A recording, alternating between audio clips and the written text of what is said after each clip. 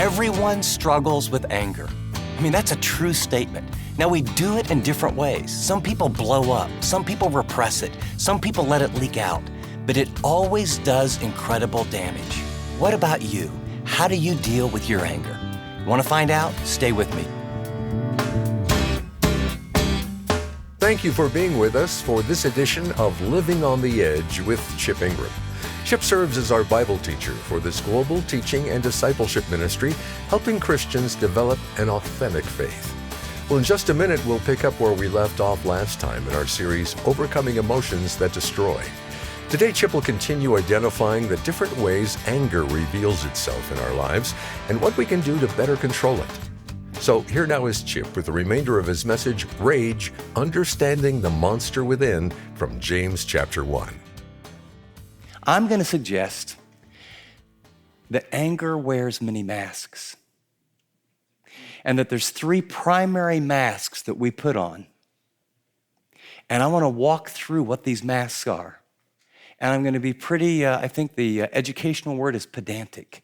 I mean, I'm literally going to go through some lists where you see some things and nod, and then I'm going to ask a few diagnostic questions where, we're going to say, okay, how do I tend to express my anger? And when we get done, I'm just going to guess that everyone will go, oh, so if that's the issue, then I guess I do have a little issue with angry feelings. In fact, what I want you to think about is what you do with your anger. Everyone has it. There's slow people in front of you, right? There's people that frustrate you. There are blocked goals. There's people that say things about you. You get wounded. You have expectations. You're human. Note, we express our anger in such a wide variety of ways that many people assume anger is not an issue in their life. For those that make sure the fill-ins get filled in right or they get angry, the first word is express, and the second word is anger. We all express it in such a wide variety of ways, we often think we don't have an anger problem. Dr. Becca listed some common ways that people express their anger. And so let me just give you a salad bar, and they shut down, they assert power and authority, they become pushy and aggressive, they yell, scream, shout, and slam. They belittle, demand, and slander. They intimidate others. They become depressed. They isolate themselves. They alienate others. They suppress their feelings. They repress, regress, become fearful. They hit, grab, push, beat, slap, throw. Should I go on? They spew out, threaten others, become hostile, feel shame, manipulate others, experience self-hatred, cover up their feelings, pretend they're not really angry and hope it goes away. They rationalize and blame, you made me angry. They make excuses. They become discouraged, despondent, depressed. They gossip, they slander. They become selfish, self-centered. They minimize how anger it doesn't really impact me that much. They deny their feelings. They feel self-pity. They become critical, cynical, sarcastic. They give people the silent treatment. They often cry for long periods of time. They point their finger and use one of their fingers as they drive. They frown. They shake their fists, they groan, they give ultimatums, they shrug their shoulders, and they sneer. Those are 50 quick ways that people tend to express their anger on occasion. And let's talk about the many masks. Proverbs 17:9 says, the heart is deceitful above all else and beyond cure. Who can understand it? It goes on to say that the Lord searches the heart, examines the mind to reward each man according to his conduct, according to what his deeds deserve. And what I want to do right now is I'm going to walk you through a little journey, all right? There may be more, but you can take anger into three major masks or categories. I'm going to suggest that there are spewers, there are stuffers, and there are leakers. Should we go over that again? There are spewers with their anger, there are stuffers, and then there are leakers. And I want to go over first spewers, and there's a very clear inventory you can see on your notes. So we'll go through this pretty rapidly, and then I have some questions, and maybe you shouldn't count on your fingers, but I'll have some questions that you can mentally go, yeah, for me, yeah. And here's the goal. None of these make you bad, okay? Don't get, oh, I'm a spewer, I'm a leaker. I wish I wasn't a leaker. I wish I could be a stuffer, then I could be depressed, but people wouldn't know. You know, this is not about one of the masks. These are human responses. Now, some of them have different damage. So let's follow along. Here's a summary of all the research about people who spew their anger. There's two types of spewers: exploding time bombs, they're out of control, and calculated time bombs. There's some people, they spew it, they know when they're gonna do it, why they're gonna do it, and how they're gonna do it. The message they have is that anger is necessary. Their reaction is, you bet I'm mad. Do what I say or else. This is a power issue.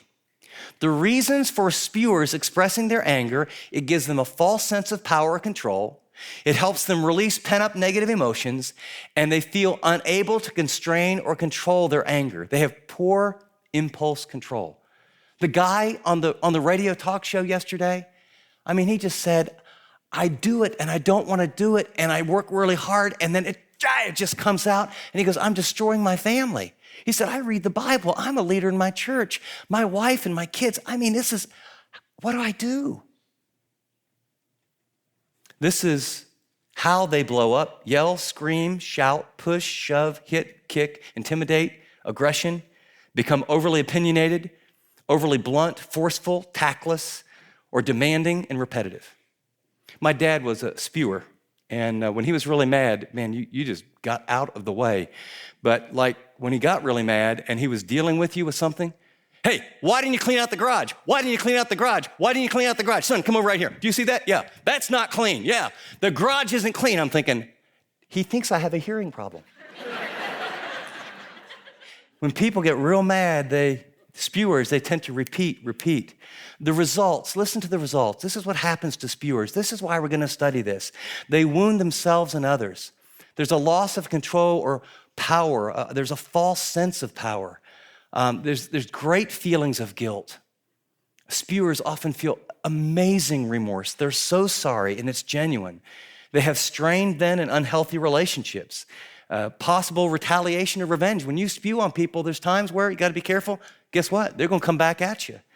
There's possible damage, even violent behavior, and often spewers have tremendous regrets. What a spewer needs, this is what they need. They need to develop a longer fuse. They need to learn to control their anger. Unconsciously, spewers give themselves permission. They say things like, I can't help it. I'm Irish, I have red hair. It's just the way I am. And they will use phrases like, you made me angry. No one ever makes you angry. Your emotions are yours that you control, and you choose to respond and not respond. This has happened, in our home, unfortunately, but let's just make it your home so I don't feel quite so guilty. So I'll make this example in your house, and let's just say you and one of your children or grandchildren, or let's say you and your husband and wife are having a rather heated discussion. A good Christian heated discussion. You're not yelling, like really loud. Nothing is being thrown, no expletives, but you're hot. And then the phone rings. Hello? No, actually, we're busy right now. Yeah, I think I could bring a casserole. Yeah, Bob's, he's occupied right now. Okay. Now, right? We have the power to control our anger. Question, are you a spewer? Now, I want to read, this is out of an excellent workbook, actually. It's by Les Carter and Frank Minerath. And I want you to lean back, and I'm going to list 7 to 10 questions. And as I say them, again, this is, my lands, we've so been brainwashed that any kind of anger is wrong. I just want you to get a grip on who you are and how you tend. You learn this, okay? You learn this from other people. It's where you're at. So I'm going to read these questions, and every time you think that question, and just your first response, if you're going, well, I'm not sure I really do that. If you start down that, just yeah or no. But I'm going to list them, and as I list them, I want you to ask yourself just a quick yes or no and keep count. Okay, number 1, I can be blunt and forceful when someone does something to frustrate me. Yes or no? As I speak my convictions, my voice becomes increasingly louder. 3, when someone confronts me about a problem, I'm likely to offer a ready rebuttal. 4, no one has to guess my opinion. I'm known for having unwavering viewpoints. 5, when something goes wrong, I focus so sharply on fixing the problem, I often overlook people's feelings. 6, I have a history of getting caught in bickering matches with family members. Check with your mate on that one. 7, during verbal disagreements with someone, I tend to repeat myself several times to make the point. 8, I find it hard to keep my thoughts to myself when I know something is wrong. 9, I have a reputation of being strong-willed. And 10, I tend to give advice even when others have not asked for it. Okay? Now, just in your mind, if you mentally have 5, welcome to the Spew Club. We'll have t-shirts later. I'm a spewer, but God's working in my life, okay? Stuffers, there's 2 types. Those who repress, they deny and avoid, and those who suppress, they pretend and stuff. The message they believe is that anger is bad. Their reaction to, are you angry, is, angry? Not me. Why are they afraid of anger? They think it's bad or even sinful to be angry. They fear God's wrath. They fear a loss of control and making a fool of themselves if they got angry. They fear rejection by others. If I get angry, those people will reject me. They don't like to feel guilty, and when they get angry, they feel guilty. They experience anger sometime in their past was scary, so all anger is something to be avoided. They fear retaliation, punishment, or the consequences and the outcomes of them expressing their anger. Most of you learned that as a kid. My wife is a classic stuffer. Anger was not allowed in her home. Varying opinions were not allowed in her home. She had a very sweet mother and a father who traveled, who was an alcoholic. He didn't know what he didn't know. And he ruled with an iron fist and lots of rules, and you didn't buck him, and you never talked back. Talking back was like opening your mouth. But so she had a belief system, all anger is wrong. The reason I learned so much about anger was I had a dad who was a spewer. She had a dad where anger is wrong. We loved one another. We're in seminary. And Frank Minner's friend, Paul Meyer, the Minnerth-Meyer Clinic, was teaching us how to do pastoral counseling. And here I'm learning how to do pastoral counseling. And I'm learning how we're supposed to help these other people. And he gets into some of these kind of things. And I realize my wife goes silent. She withdraws. She cries quietly and doesn't talk to me for 2 days. And it pretends everything's okay. This is not a healthy response to anger. I don't feel close to her when she does that. And she doesn't feel close to me because I'm a verbalizer. And since we don't have it resolved, and I have Ephesians 4:26 memorized, she's in bed up till 1, and I'm walking around the bed. We have to deal with this tonight. Be angry, but do not sin. Would you please wake up? Hey, get up here. Hey, we're going to talk about it right now, right? You know. And she would shut down, and then we would pretend for 2 days nothing really happened. We'd bury the anger, move on. You do understand that anger puts a roadblock in intimacy. Emotional intimacy, intellectual intimacy, and physical intimacy. And so I realized that we didn't know how to deal with anger, and we didn't know how to communicate. And so was making $1,000 a month and supporting my family as I went to seminary. And at about $90 a pop for 12 weeks, we went to Paul Meyer's brother for counseling and marriage. And he gave us tools to learn how to communicate and how to express our anger. And I'm not even going to charge you. I'm going to give you some of those tools. And it is an amazing thing to be able to communicate. I feel hurt. I feel angry and be able to get things on the table and not attack the other person and not be threatened. Some of you will come away and realize that was worth the entire time together. Stuffers, how do they stuff it? By ignoring it, denying it, shielding or defecting it, minimizing it, pretending they're not really angry, by avoiding it, by burying it. By the way, when you bury it, Paul Meyer says 95% of all depression is anger turned inward. Think of that. People that are very, very, very depressed. Now, there's clinical reasons and physiological reasons, but a lot of depression is people don't even know they're angry. They push it down. And it, physiologically, we'll see in a minute, it can cause ulcers, headaches, all kind of difficult things in your body. But emotionally, it causes depression.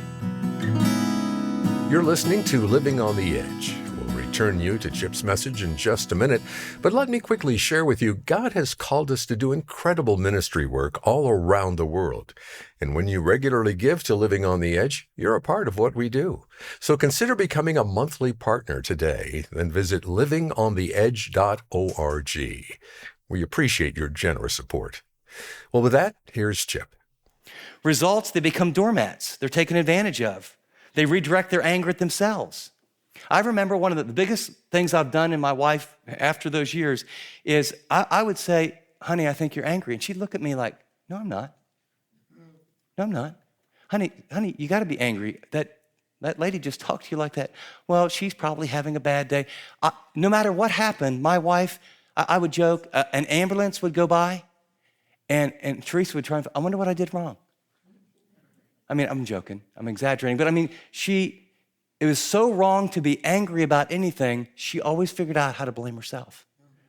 Now, I wish you could see the beautiful woman that I'm married to now, but wow, we had to discover how she dealt with anger before she got the truth that set her free. The results are they develop physical ailments that I talked about. They occasionally erupt. By the way, it's kind of weird.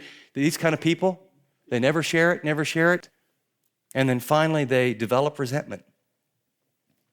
What stuffers need is to accept that anger is okay and normal, to acknowledge their fears and seek to minimize their hold on others, learn to communicate anger effectively, become more assertive with their needs, that it's okay to have real needs and real wants, and to become clear about what they will and will not do.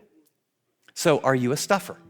Could you be a stuffer? I have another 10 questions, and you can, just put them on your fingers. Question number 1, I'm very image conscious. I don't like to let others know my problems. Yes or no? Even when I feel frustrated, I portray myself publicly as having it all together. 3, I'm rather reserved about sharing my problems or my frustrations. 4, if a family member or friend upsets me, I can let days pass without even mentioning it. 5, I have a tendency to be depressed and moody. Just a tendency, doesn't mean you're all the time. 6, resentful thinking is common for me, although many people would never suspect it. 7, I've suffered with physical complaints, for example, headaches, stomach ailments, and sleep irregularity. 8, there are times when I wonder if my opinions or preferences are really valid. 9, sometimes I feel paralyzed when confronted by an unwanted situation. And 10, I feel guilty a lot about little things, especially if someone is upset with me. Those of you that said click, click, click, click, click, 5 or more, you're probably a stuffer. Now, some of you are feeling real bad because you're thinking, I had like 4 or 5 on the last one, I got 5 on this one. I mean,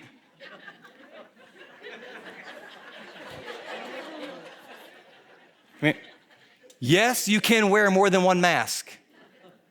You probably have a primary one, but you can wear more than one. So are you a stuffer? Yes, no, or maybe. Finally, let's look at our leakers. The technical word for this is passive aggressive. And a leaker is a person who is angry, but what they do is they have, as you'll look, they have all the same fears as stuffers. They have the same belief system as stuffers, but they just stuffing it all the time is like, I just can't go there. And so, but they're not going to do it directly. So what they do is, I'm angry about this situation, this person, this hurt, this injustice, this pain, this wound. I'm not going to deal with it over here. I take that anger, I put it under my arm like a football, and now I go over to here to a safe playing field. And then I take the anger and I leak it to get back at the person to punish them for what they did. Sarcasm, negativity, procrastination, frigidity, critical remarks. Knowing they like you to be prompt, you're late. Knowing they love you to follow through, I forgot. I'm so sorry. Okay? That's what leakers do. I'm an expert on this one. Types are indirect and direct leakers. Here's their message. It's not that anger, it's showing anger is bad. You can be angry, but just don't let anyone see it. Their reaction, angry? Not me. Well, maybe just a little. Why are they afraid of anger? They think it's bad or even sinful to be angry. They fear God's wrath. They fear loss of control. Losing it might make them look foolish. They fear rejection. Others won't like them if they get angry. They don't like to feel guilty. Their experience with anger was scary, so all anger is something to be afraid of or avoided. That's what I had. They fear retaliation, punishment, or consequences or outcomes. Now, did you notice that most all of those were the exact same reasons as people that stuff their anger? But then how do they leak it? By not following through on commitments or promises, by not letting their yes be yes or their no be no. These people, when you're really a leaker, I'll do this, well, I wish I could, I can't. We are flaky at times. And it makes people crazy. By making excuses, by procrastinating, by knowingly going at a pace different than others, or knowing, have you ever had people really get up on your bumper? Beep, beep, there's like 15 million cars ahead of you. And this guy's, switching and almost killing people so he can make it like 30 more feet, right? And so he's like, you look in your rearview mirror and all you see is his grill. Now, some of you in your younger days, or if you know karate, want to pull off and say, right now, dude, right now, let's take it down. Let's take it down. Others of you want to express yourself to them, and still others go, if you think you're close to my bumper now going 65, oh my, I'm only going 58 now. And there's a big semi on the right. And you know something? I'm getting kind of tired. I think I'm going to pull it down to 43, and then no eye contact. You just look ahead, right? You're one angry person. You wonder where I got that illustration. I have no idea. The results, they develop a false or unhealthy sense of power. I mean, even all your laughter was like, you know why you were laughing? It was a power deal, right? We got that guy. That smart aleck in front of me or back of me. They aggravate those around them and they strain weakened relationships. They become critical and negative. They become isolated. You might write the word, leakers are very, very sarcastic. They're often late. They withdraw. They often are frigid sexually to pay back their mate. They forget and they avoid issues. What a leaker needs is to accept that anger is okay and normal, to acknowledge fears and seek to minimize the influence of those fears on their life. They need to learn to communicate their anger effectively. They need to become more assertive. A lot of times we don't say what we really mean. We think people can read our minds, but then they don't come through for us because they're not reading our minds. And so we get angry at them because they don't read our minds, even though we didn't tell them. And then we do stuff to punish them, and it doesn't work. And they need to be clear about what they will do and won't do. Okay, are you ready for the Big 10 questions? Here's the questions. Add them up. Yes or no, real quick. When I'm frustrated, I become silent, knowing it bothers other people. 2, I'm prone to sulk and pout. I'm going to go out to the garage and work on my tools. 3, when I don't want to do a project, I will procrastinate. I can be lazy. 4, when someone asks me if I'm frustrated, I will lie and say, no, everything's fine. 5, there are times when I am deliberately evasive so others won't bother me. 6, I sometimes approach work projects half-heartedly. 7, when someone talks to me about my problems, I stare straight ahead, being deliberately obstinate. 8, I'm often sarcastic and hide my real hurts behind jokes. 9, I withdraw affection and become frigid when hurt. 10, I forget to do things for people when they've wounded me. Got 'em? Are you a leaker? Yes, no, or maybe? ask yourself, and I encourage you to get a pen before you share it with others if you can, what makes you angry? Just the top 3. What are 2 or 3 things that really make you angry? Second, when and where is it okay to feel angry? I mean, if you could just identify, some of you think it's so wrong, when would it be okay? Some of you so lit up when I talked about Jesus was angry, Moses was angry, David was angry, Chip was angry at the laundromat. Some of you, your faces just said, wow, maybe I could get a little mad and be okay. Where do you think it'd be okay to get mad? And then, in what ways do you tend to misuse anger? Why do you hang on to it? And then which anger mask do you wear most often? Spewer, stuffer, or leaker? And then the final question, and this will be the journey, just up to now, if you had to turn to someone and say, the one insight that I received so far about anger and emotions that I think will be helpful to me, I think it's, what would you write down? Okay? We're going to go on a journey together and get some practical help for those angry feelings that destroy relationships. God gave you this divine gift, a neutral emotion called anger that can be for good or for evil. Let's figure out how we deal with our anger and then how we can, by God's grace, begin to channel it in ways for His glory and our good. You're listening to Living on the Edge with Chip Ingram, and the message you just heard, Rage, Understanding the Monster Within, is from our series, Overcoming Emotions That Destroy. Chip will join us in studio to share some insights from today's talk in just a minute. Anger has always been seen as a wrong, unhealthy feeling. But what if I told you that this emotion is a signal of a deeper problem we need to be aware of? And if channeled correctly, anger could actually be used for good. Well, in this 10-part series, Chip uncovers the root of anger in our lives and explains how we can turn our most intense frustrations into a valuable asset. So if you're desperate to better understand this emotion and have control over it, you're not going to want to miss a single program. Well, Chip's here in studio with me now to share a quick word with all of you. Chip? Thanks, Dave. I want to share an important request with you. If Living on the Edge is ministering to you, would you consider returning the favor? If you've been listening but haven't yet become a financial partner with Living on the Edge, would you prayerfully consider sending a gift today? And if you've given but could do it monthly, I can't tell you, it would make a huge difference.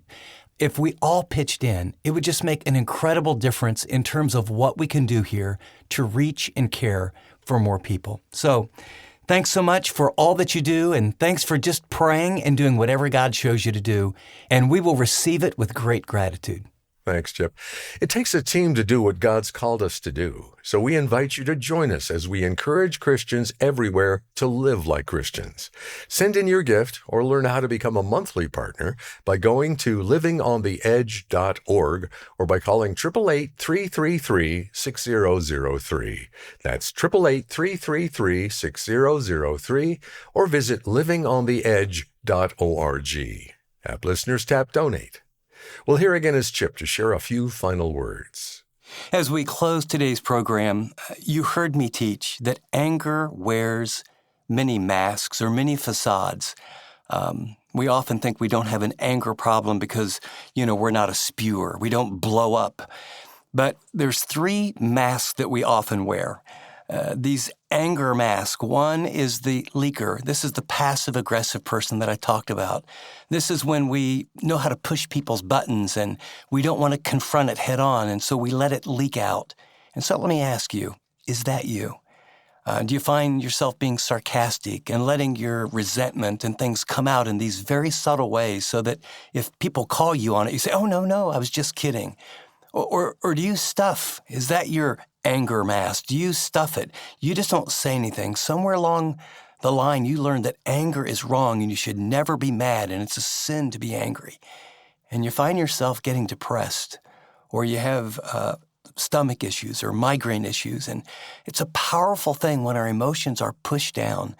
Or maybe you are that spewer, that it just builds up inside and you are loud and then you're so sorry and so remorseful and you keep asking people to forgive you for how you blew up and people were intimidated by you. All I want you to do today is to identify what's your major response. I'd like you to ponder that. And then right now I'd like you to bring it before the Lord and say, Lord Jesus, right now, will you help me learn to deal with my anger? Would you show me why I get angry and what's going on inside so you could change me from the inside out? That's what you need to pray. And here's what I'll tell you. God will show you. That's absolutely right, Chip. Good word. Thanks for listening to this edition of Living on the Edge with Chip Ingram. I'm Dave Drury, and I hope you'll join us again next time.